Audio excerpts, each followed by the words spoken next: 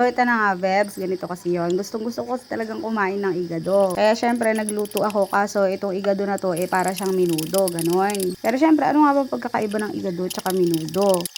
Ang igado kasi, ang hiwa sa karne niya and sa mga gulay niya, pahaba-haba.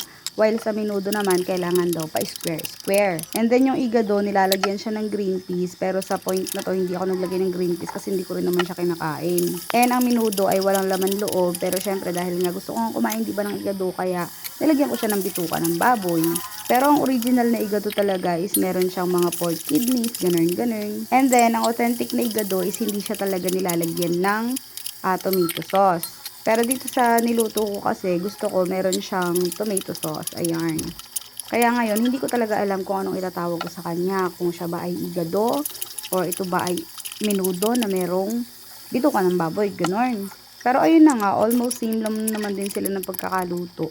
Yun nga lang, syempre, diba? Ito kasi, pag sinabi mo kasi igado, meron siyang mamait-mait ng konti yun lasa. Dahil nga, meron siyang laman loob ng baboy or yung mga bituka ng baboy, ganon. Pero kung magluluto ka naman ng menudo, almost same lang din naman sila ng process. Ibahin mo na lang yung hiwa ng mga gulay-gulay niya, ganon. And meron din nga pala akong nakikita na yung ibang nagluluto ng igado, labanos yung nilalagay nila. Pero sa amin kasi, nasanay kami, ang nilalagay namin is yung patatas. And then, konti nga lang din pala yung nilagay ko na hotdog dito.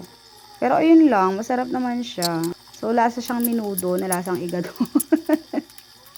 Pero ayun na nga, wala naman ako masasabi kasi sarap na sarap naman yung justawa ko dyan sa niluto ko na yan. Kaya ang importante naman dyan is nagugustuhan mo talaga yung timpla ng mga niluluto mo. So yun lang, medyo stress pa ako sa BIR tsaka sa DTI na yan. Kaya nagluto na lang ako. So yun lang for today's video. Bye! Kain na tayo!